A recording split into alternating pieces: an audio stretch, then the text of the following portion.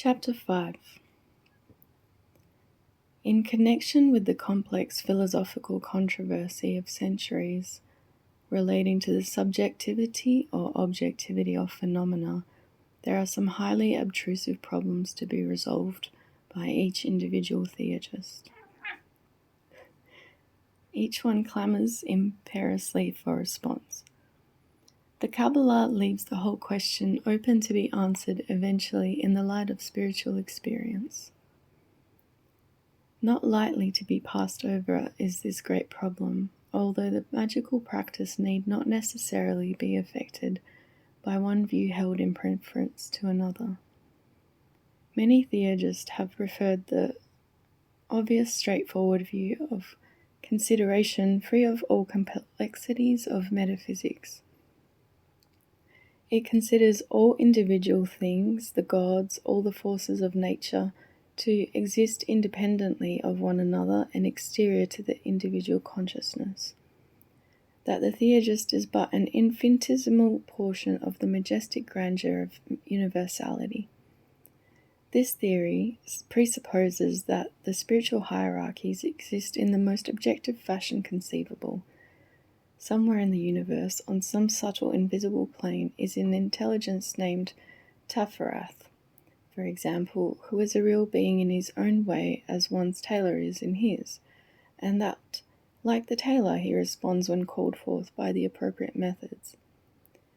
Chapter5 is thus as independent of the sensorium of consciousness of the magician as the latter is independent of that of a common housefly. Both exist objectively, each on his own plane and in his own way. The same remarks apply to the various subtle planes of nature with which the magician comes in contact. Though they are invisible and are composed of a very subtle and rarefied substance, yet they likewise are objective to his own mind. Thus progress in theurgy implies an actual union between the lesser consciousness of the magician and the greater consciousness of the god. The former is assimilated into the very fabric and nature of the order. One of the fundamental postulates of magic is that man is an exact image in miniature of the universe, both considered objectively, and that what man perceives to be existent without is also in some way represented within. One interpretation provided to this idea by Blavatsky, and indeed by all occult philosophers, including Steiner and Heindel, is that man was formed through the agency of several creative hierarchies, each of whom not only contributed some part of itself to the being and process of formation, but actually descended and incarnated themselves in human nature. Evidences likewise exist in the Book of the Dead, demonstrating that among the Egyptian no part of man was not related to the universal essences, that each member and part of his nature, in fact, was the member of some god. By this theory, the gods and the universal essences come to be apprehended within the interior constitution of man, lending itself to the interpretation that by the theurgic art is implied not the calling forth of extraneous entities, as in the case with the objective theory, but the unfolding of the faculties inherent in man himself. From this point of consideration, the mystical experience has no primary reference to an external subject. Putting the matter a little more precisely, the spiritual change of union is fundamentally a readjustment of psychic elements to each other, enabling the whole machine to work harmoniously. There is no necessary introduction through the channels of the magical ritual of new ideas of God. By its means there is a casting out of decaying ideas which have clogged the vital process with disastrous consequences. The psychic organization or the soul had not been in harmony with itself, and through the machinery of magic it now revolves truly on its own axis, and in doing so it simultaneously finds its true orbit in the cosmic system. In becoming one with itself, in making this dynamic readjustment, this resumption of the integrity of its consciousness, it becomes one with the universe or with some part of the universe. The process is analogous to one which on the physical plane ensues in a person whose jaw, for instance, is dislocated. The miserable man with a dislocated jaw is not only out of harmony with himself, but with the universe. Neither his own efforts nor those of his friends can help him. But along comes the surgeon, and with the application of a slight pressure, the jaw springs into place. The man is restored to harmony, and of course the universe is ecstatically transformed. Thus, quote, union with a god, end quote, and the consequent ecstasy are the outcome of harmonizing or equilibrizing by means of magic the various hitherto conflicting or separated portions of consciousness. Nothing new has been added to the mind or invaded the sphere of consciousness.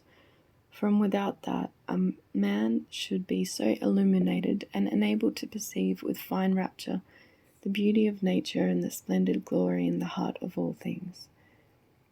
Certain centers of his mind or powerful ideas hitherto dormant with the departments of his own being have been stimulated to the extent that a higher synthesis and a better world is revealed.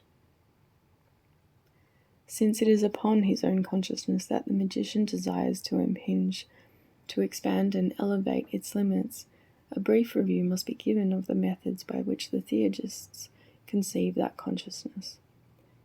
Previously, the tree of life was considered as a numerical symbol of the orderly progression of the universe from ideality as a classifying medium to which to refer systematically the spiritual hierarchies, and third, as the frame of reference for ideas, symbols, and signs which enter into practical magic.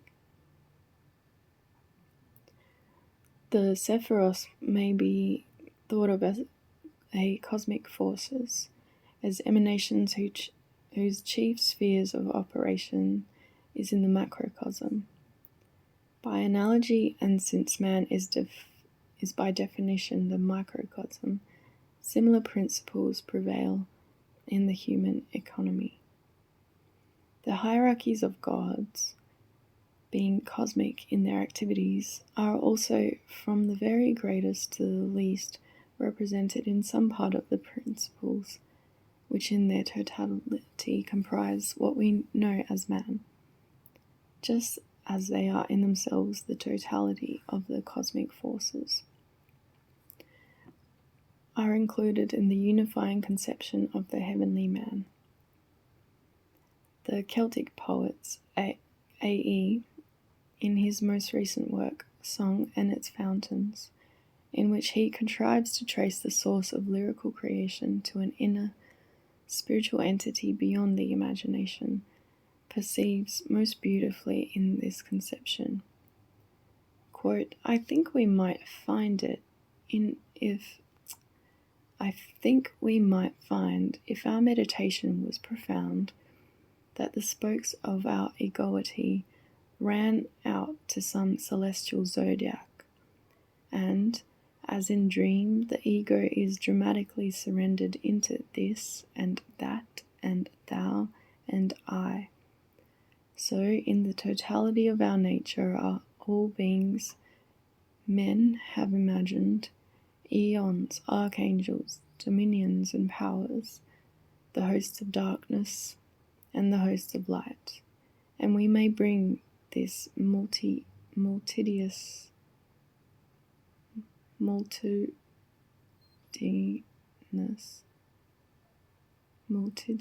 being to a unity and be inheritors of its myriad wisdom."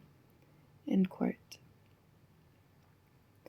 From the great beings who issued at the dawn of time down to the lowest elemental and aeon, all the heavenly gods and forces are contained in man, who is the living temple of the Holy Ghost.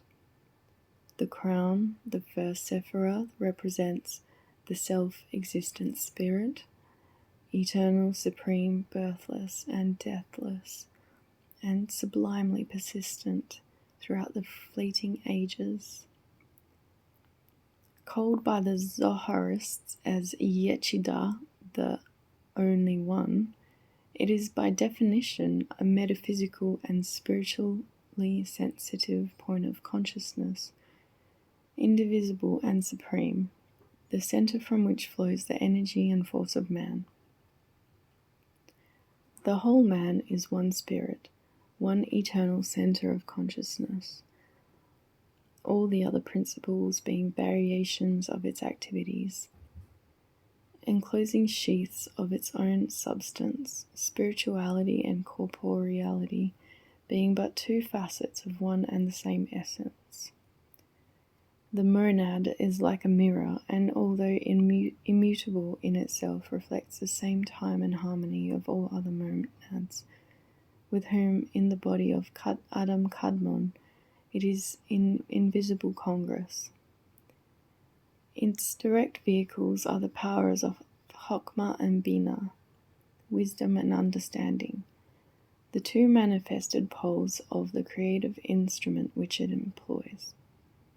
Yet not only are they instruments, but they are in reality the highest aspects of the activity of the spiritual being, whose hallowed light is infinite and eternal.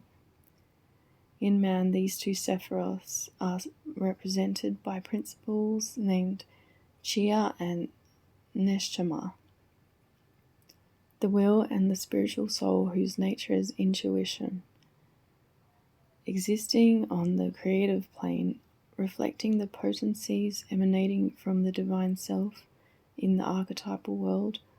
The will and soul constitute with the monad the imperishable, unchanging man. Not the monad alone, for as a principle it is too abstracting and too spiritually aloof ever to be conceived of as man, but this trinity of Sephiroths form collectively a metaphysical unity, which is the inner God, the creator in the individual life, the artist and the poet, the genius whose ideal creations are projected from its own divine essence into the waker world, consciousness of its immediate vehicle. It is this celestial triad, the monad with its vehicles of will and intuition, which is actually a God, a divine intelligence on earth for the obtaining of experience and self-consciousness. The more one enters into communion with this entity, and the more firmly is the personal consciousness entrenched in its all-embracing, more tender and more extensive consciousness, so does one realize more fully the sacrament of incarnation, achieving the full splendor of the eternal miracle, manhood. In the creator of the individual universe do we live and move and have our being. Yet so absurd are the ways of men, and so far have we drifted from the essentials, that few of us consciously realize our godhood, that we, like Christ, like Buddha, like Krishna, all are sons of God, gods in all verity. Chia is the will, the first creative vehicle of the monad, and its activity is wisdom and discrimination, as well as the mysterious force of creativity called by Blavatsky Icha Shakti. It is also the active aspect of the theosophical buddhi, normally the casket of the monad, particularly connected with the coiled serpent splendor, the kundalini, symbolized by the uraeus found on the forehead and headdress of many Egyptian deity. As the Chia is the active, energetic, creative power, and inasmuch as in practical magic, the wand is the ceremonial instrument of creation, so is the wand the true symbol of the spiritual will. One upright, towering to the heavens, a mighty and irreversible power, and irresistible power of creation. The neshama, being in opposition to Chia on the tree, is feminine and passive, representing the true spiritual vision of intuition or imagination. Like the chalice on the altar, it is ever open to receive the dictates and commands issuing from above. To it also is referred the spiritualized imagination called Kriya Sakti, which, with the will, is the power par excellence utilized in magic. These three principles, like the supernal Sephiroth, exist beyond the abyss, reflecting themselves downwards into the phenomenal universe of human consciousness, where the human soul, with the lower will, memory, and imagination, holds sway. But while these latter do exist above the abyss, their noumena exist above the abyss without the limitation and restriction that the lower mind and human conditions generally impose upon them. The more one opens oneself to the divine will and the divine imagination of the inner God, the greater does one become in the manifestation of one's godhood, an oracle of the Most High, an unsullied vehicle of the purest spiritual fire. Just as a poet or a musician is only so and never otherwise when the apocalyptic inspiration is being poured into him from his own divine source, which fact, however, in most cases is hardly even recognized, let alone understood and encouraged, so does a man exist as a better mystic and greater magician who abdicates in devout sacrifice the oblation of his own human will and ego, that the will of his Father in heaven may be done on earth. As the supernal Sephiroth and the cosmic essences project themselves into denser forms and into less subtle matter, so also do the human Sephiroth in obedience to the law of the macrocosm. Below the abyss, the next 5 Sephiroth are named the human soul or the Ruach, a composite principle of reason, will, imagination, memory, and emotion, centered in the Sephiroth of harmony.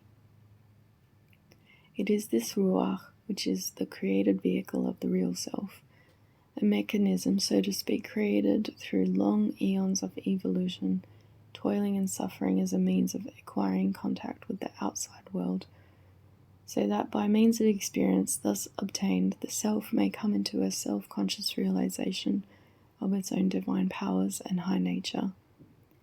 It is in Ruach that self-consciousness is centered.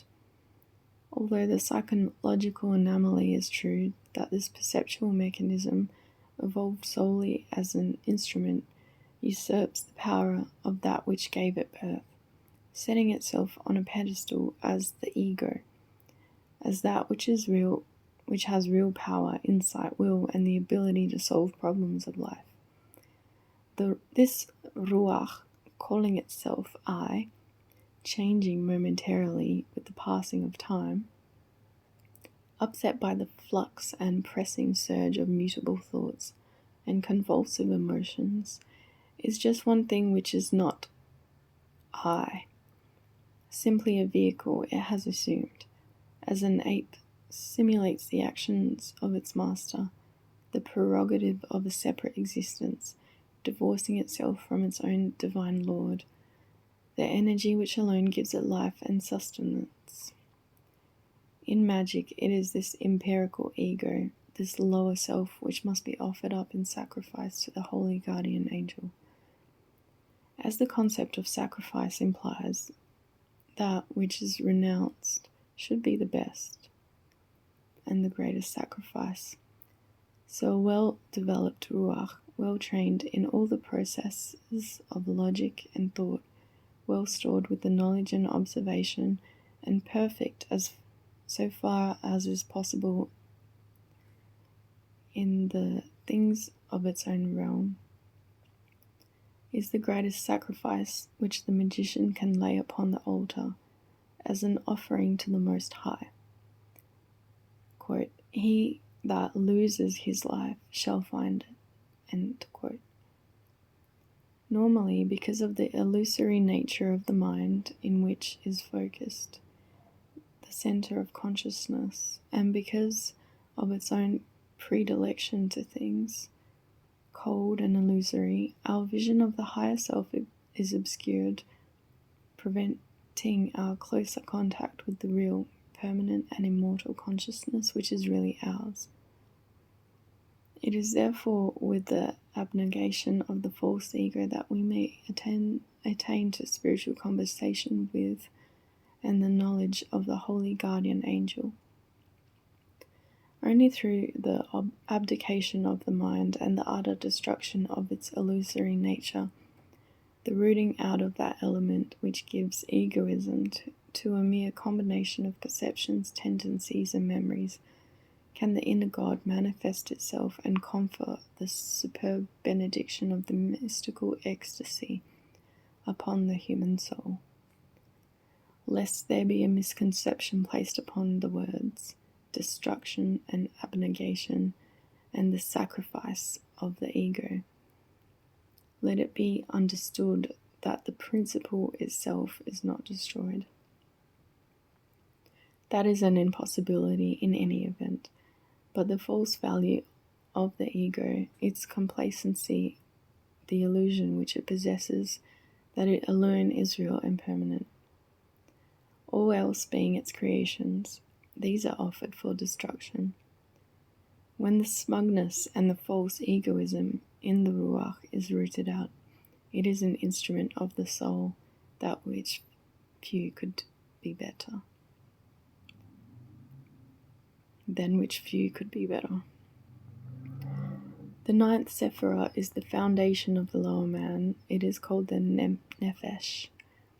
It is that lunar, vegetative, and instinctual principle which is concerned solely with the act of living. This animal soul is at one and the same time a principle of energy and plastic substance, the totality of the vital life currents, as well as the invisible astral mold on which the gross atoms arrange themselves as the physical body. As a substantive principle, it is that astral body, the plastic double built on of astral substance and serving as the basis or design of the physical body. Nourished by the astral light upon which it draws precisely as the physical body is the physical body nourished by the produce and energies of earth. It is comparable to the termed subconscious, although possessing neither mind nor intelligence of its own, in that every thought that we think, every emotion felt, every action performed, leaves an indelible impress or memory upon the substance, thus preserving in the astral body the reflection and automatic record of the past life. All, or nearly all, of the characteristics attributed by psychoanalysts to the subconscious are likewise attributable to the nefesh, or at least the aspect of the nefesh pertaining to the instincts and impulses, and which acts as an automatic storehouse of sensations and impressions.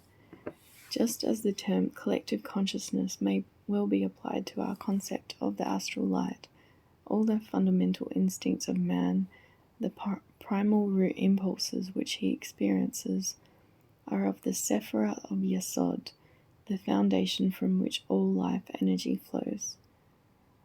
All these principles obtain in and function as living organisms in the principle of the physical body, the guf, attributed to the 10th and last sephirah of the kingdom, the seat of energy, force, and function of all the subtle planes of nature and every spiritual power of man. In all truth, and in this sense, the human body is the temple of the Holy Ghost.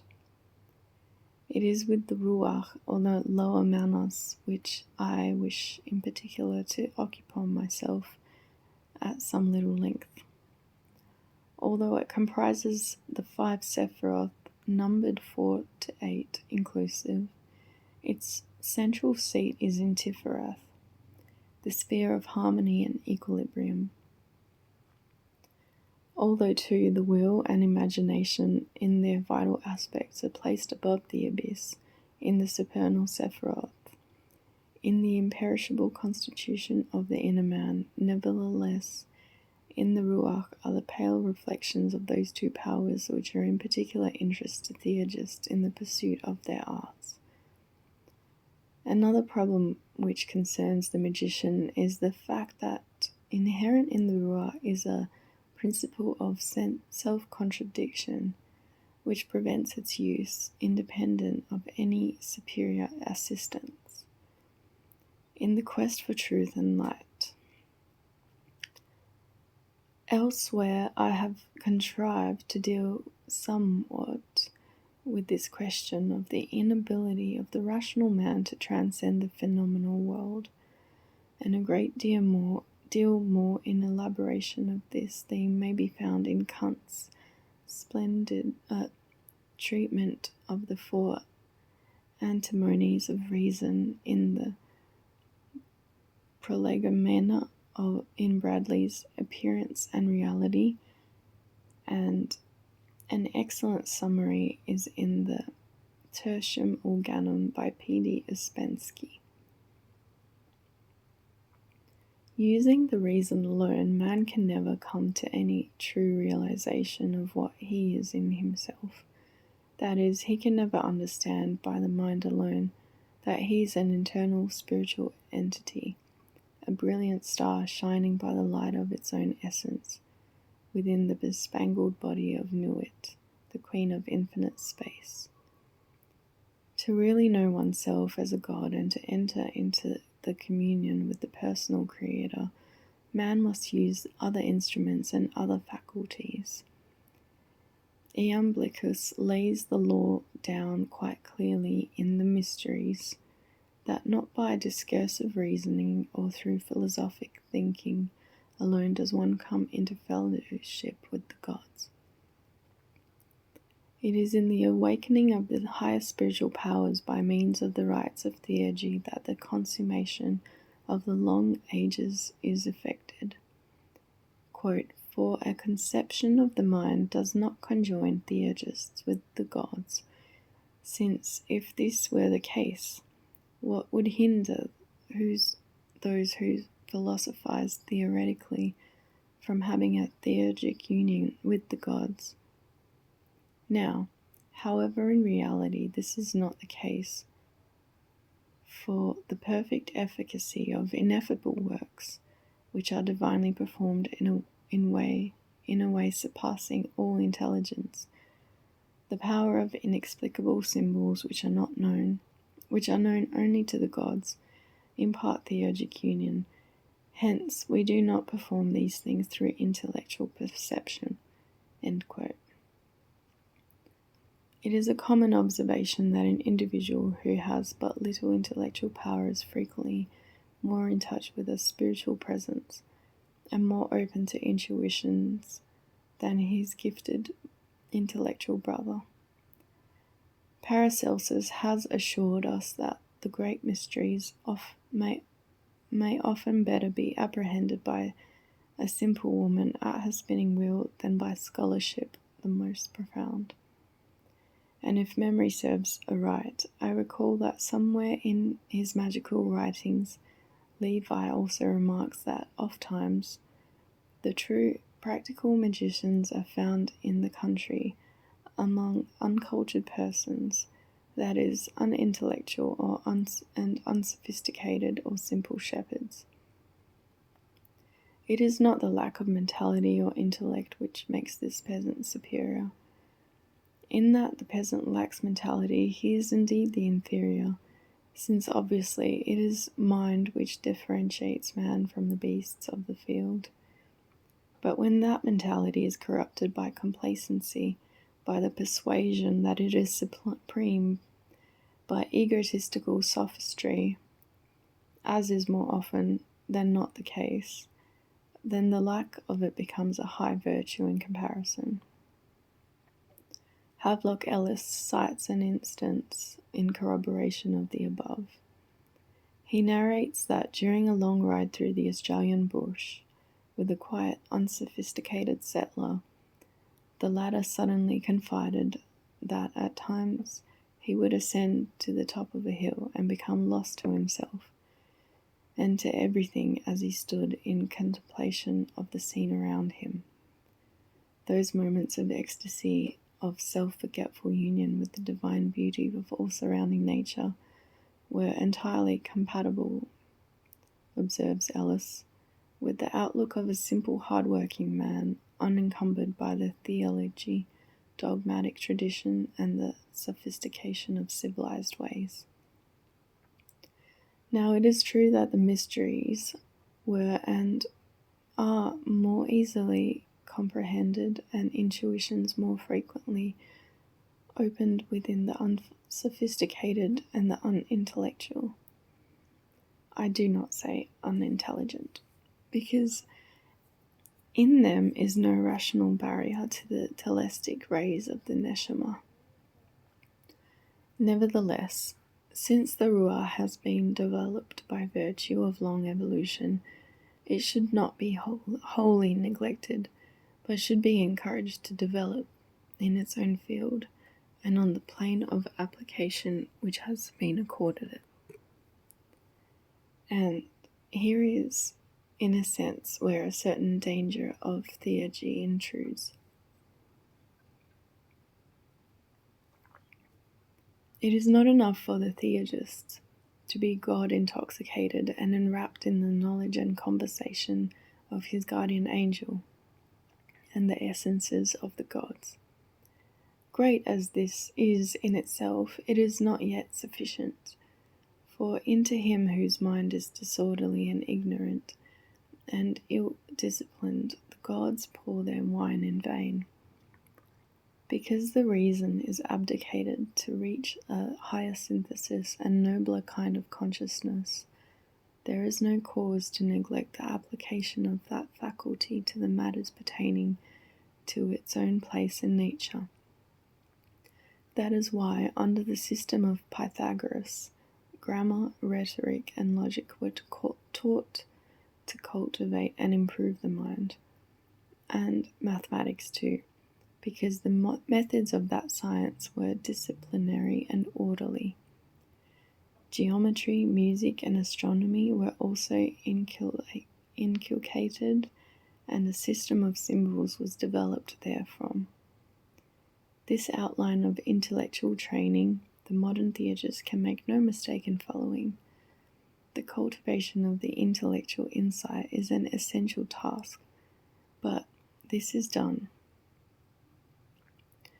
There remains a step still to be taken. The wizard king, writes Vaughan, builds his tower of speculation by the hands of human workmen, till he reaches the top story and then summons his genii to fashion the battlements of adamant and crown them with starry fire.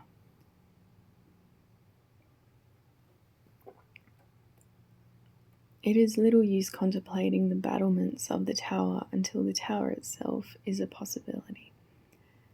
Nor is it particularly advisable to build the apex of the pyramid before providing the basis whereon the pyramid may stand. But once the basis is there, the tower of reason is built.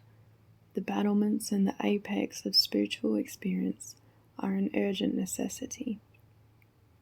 Thus, the supreme object of all magical ritual is the building of the pyramidal apex, and the installation of the battlements on the intellectual tower. In other words, the communion with the higher self. For every man is that the most important step, and no other compares with it in importance and validity until this one union has been accomplished. It brings with it new powers, new extensions of consciousness, and a new vision of life. It throws a brilliant ray of illumination on the hitherto dark phases of life, removing from the mind the clouds which inhibit the glory of the spiritual light. With the attainment of the vision and the perfume one sees, as did Jacob Bohem, perceive the entire field of natural existence literally ablaze with the divine incomparable splendor, so that even the trees lift up their heads to the skies, and the grass in the green meadows chant gently in the praise and thanksgiving, offering hymns of glory to the supernal light.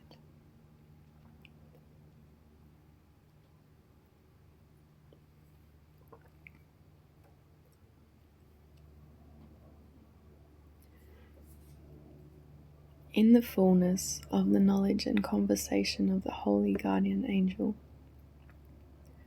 the theurgist is able to foresee, with the extension of the light of reason, what further steps are to be taken in the great quest which has not ended with the illumination of the angel, but one he sees which has only just begun. The whole universe is a vast range of spiritual hierarchies, and the holy guardian angel stands on but one rung of that great ladder which extends above and below into infinity. The theurgist perceives that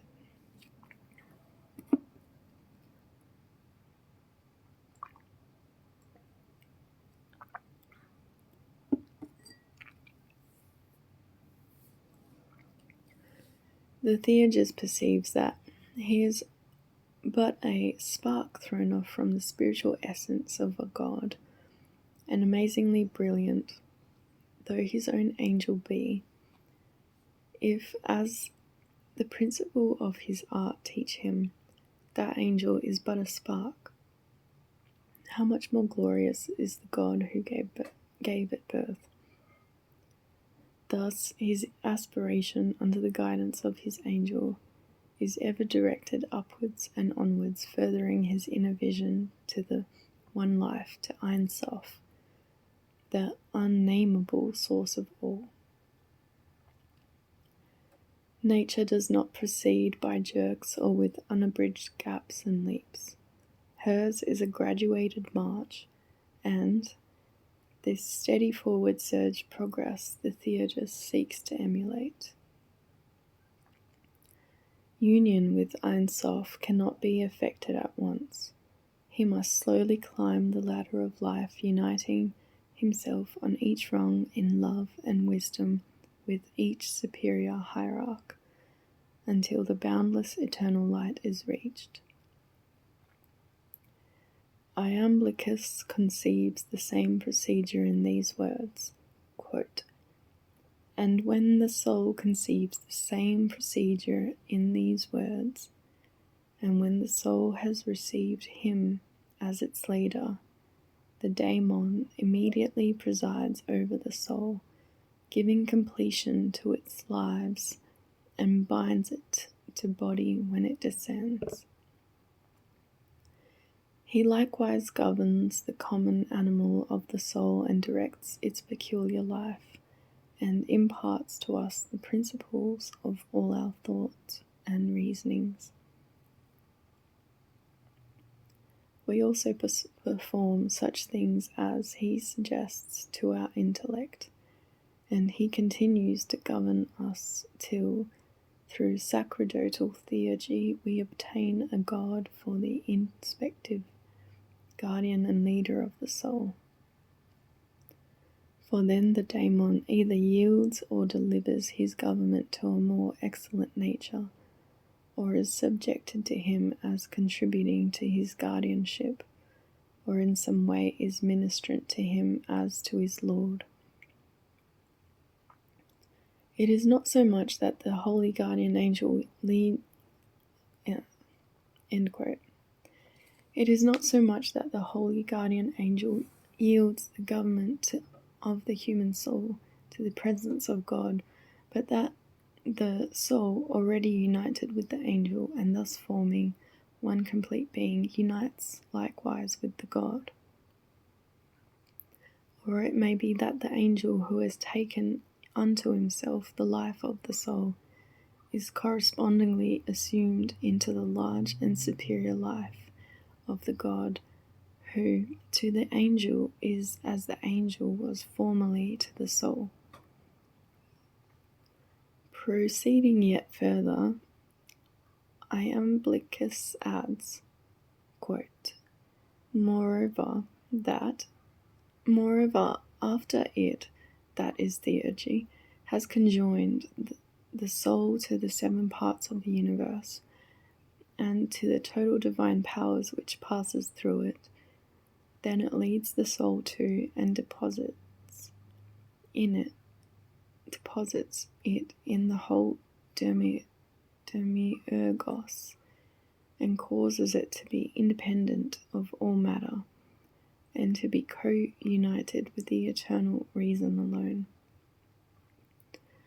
But my meaning is that it peculiarly connects the soul with the self-begotten and self-moved God, and with the all-sustaining intellectual and all-adorning powers of the God, and likewise with that power of him which elevates to truth, and with his self-perfect, effective, and other demiurgic powers, so that the theurgic soul becomes perfectly established in the energies and demiurgic intellections of these powers. Then also it inserts the soul into the whole demiurgic God, and this is the end with the Egyptians of the sacerdotal elevation of the soul to divinity. End quote. A greater, more complete vision could hardly be found.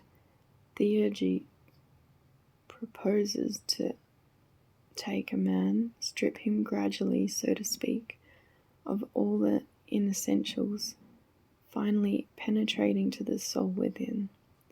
Then this soul within is exalted and uplifted, ever so gradually, till it finds its own sovereign Lord, the Beloved, lifting it to ever higher and higher while yet human, and in a body of flesh and blood, the man is elevated beyond the heavens, entering into spiritual congress and fellowship with the powers which are the universe, the sources which give life and sustenance to the whole manifested existence. Ever beyond them it soars and ascends, transcending even the gods who came forth at the first blush of the golden dawn, until, with an incomparable ecstasy of silence, it returns to the great source of all.